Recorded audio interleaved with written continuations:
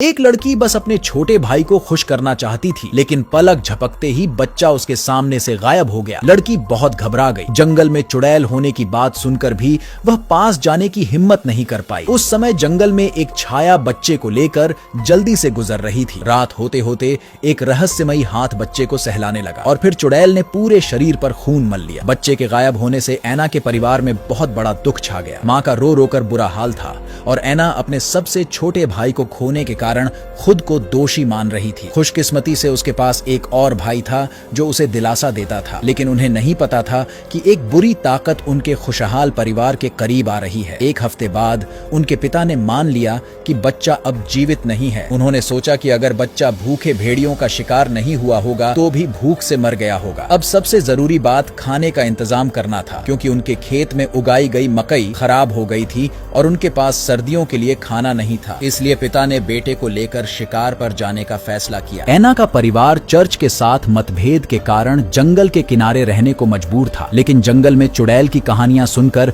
वे अंदर जाने की हिम्मत नहीं कर पाते थे। अब खाने के लिए मजबूरी में जंगल में जाना पड़ा। कैलर के दिल में डर था, लेकिन फिर भी वह पिता के साथ जंगल में गया। वह हैरान था कि पिता के पास शिकार के औजार कहां से आए, क्योंकि वे इतने गरीब थे कि खाने के लाले पड़ रहे थे। पिता ने बताया कि उसने माँ के चांदी के कप के बदले ये औजार लिए हैं और बेटे से कहा कि माँ को यह बात न बताए। जल्द ही उन्होंने देखा कि सामने एक खरगोश था। यह उनके लिए एक सुनहरा मौका था। पिता ने तुरंत बंदूक निकाली, लेकिन गोली चलने से पहले ही बंदूक फट गई और उसकी आंखें जख्मी हो गईं और खरगोश भी भाग गया। उस समय वे नहीं जानते थे कि वह खरगोश चुड़ैल का रूप था। शाम को जब पिता और बेटा घर लौटे तो उन्होंने देखा कि घर की काली बकरी बाहर निकल आई है और दो शरारती जुड़वां बच्चे उसे पकड़ने की कोशिश में हंस रहे हैं। बड़ी मुश्किल से पिता और बेटे ने बकरी को फिर से बाड़े में डाला। माँ ने ऐना को डांटा कि उसने बहन का ध्यान नहीं रखा। जुड़वां बच्चों को ऐना की बिल्कुल परवाह नहीं थी। वे हमेशा उससे झगड़ते रहते थे। माँ ने ऐना पर सारी परेशानियों का दोष मढ़ दिया था, क्योंकि उसने सबसे छोटे भाई को खो दिया था। अब घर में केवल छोटा भाई ही ऐना के साथ अच्छा बर्ताव करता था। किशोरावस्था के कारण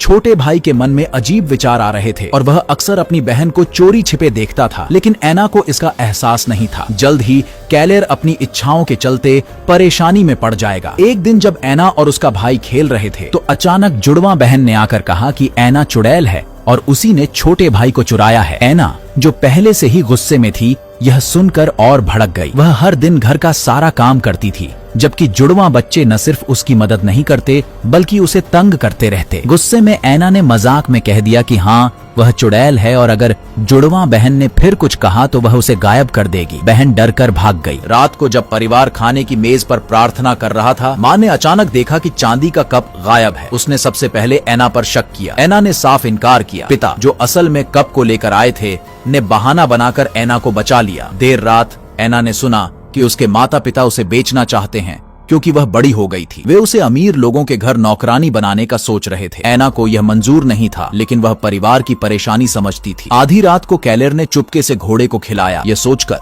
कि अगर वे जंगल से शिकार लाएंगे तो माता पिता ऐना को नहीं बेचेंगे। ऐना ने कैलर के इरादे को भांप लिया और साथ जाने का फैसला किया। जंगल में थोड़ी ही दूर जाने पर उन्हें फिर वही खरगोश दिखा। घोड़ा अचानक बिदक गया और कैलर ने ऐना को घोड़े का ध्यान रखने को कहा और खुद खरगोश के पीछे भागा। देर शाम तक माता पिता को बच्चों की गुमशुदगी का पता चला और पिता ने जंगल में खोज शुरू की। कैलर ने बंदूक लेकर जंगल में गहराई में प्रवेश किया और डरावने माहौल से घबराने लगा। उसने सोचा कि खरगोश को छोड़कर वापस चला जाए, लेकिन तब तक वह रास्ता भटक चुका था। उसने एक गुफा में कुछ देखा और पास जाकर देखा कि एक लाल चोगा पहने लड़की उसे घूर रही थी। अजीब बात यह थी कि कैलर उस पर मंत्र मुग्ध हो रहा था। घर में ऐना को माँ ने बहुत डांटा। अब माँ की नजरों में वह एक मनहूस बन चुकी थी। वह ऐना पर छोटे भाई को बुरी तरह से प्रभावित करने का आरोप लगा रही थी। पिता खतरों के बावजूद बेटे को ढूंढने का फैसला करते हैं, लेकिन उनके पास न तो बंदूक थी और न ही घोड़ा। माँ ने उन्हें जाने से मना किया, क्योंकि अगर वे भी नहीं लौटे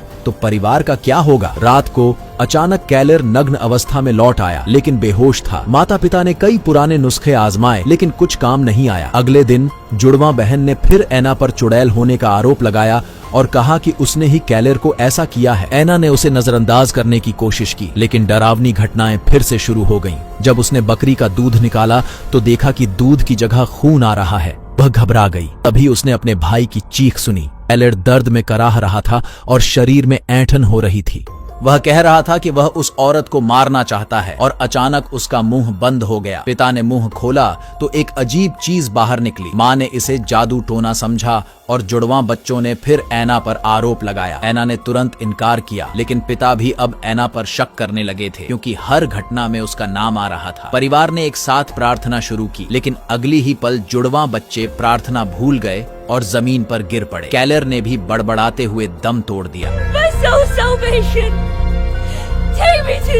कैलर की मौत से पिता टूट गए और उन्होंने भी ऐना को जिम्मेदार ठहराया। माँ का भी यही मानना था कि घर की सारी परेशानियों का कारण ऐना है। पिता का कहना था कि वह ऐना पर भरोसा करते हैं, लेकिन असल में उन्होंने ही माँ का चांदी का कप चुराया था और कैलर को जंगल में ले गए थे। उन्होंने ऐना को जुड़वां बच्चों के साथ बाड़े में बंद कर दिया। रात को माँ ने देखा कि कैलर छोटे भाई को गोद में लेकर बैठा है। ऐना और जुड़वां बच्चों ने भी कुछ अजीब आवाजें सुनी और देखा कि एक नग्न औरत बकरी को खा रही थी। वह असल चुड़ैल थी। अगली सुबह पिता ने देखा कि बाड़े में बकरियां मरी पड़ी हैं और जुड़वां बच्चे गायब हैं। उन्होंने ऐना से पूछना चाहा, लेकिन तभी काली बकरी ने उन पर हमला कर दिया और पिता की मौत हो गई। माँ ने सोचा कि यह सब ऐना की वजह से हो रहा है और उसे मारने की कोशिश की। ऐना ने खुद को बचाने की कोशिश की, लेकिन माँ की मानसिक स्थिति अब ठीक नहीं थी। ऐना ने अपनी जान बचाने के लिए माँ को मार दिया। रात में ऐना ने काली बकरी से बात की। बकरी ने उससे पूछा कि वह क्या चाहती है और उसने कहा कि वह उसकी हर इच्छा पूरी करेगी। ऐना ने अपने कपड़े उतार दिए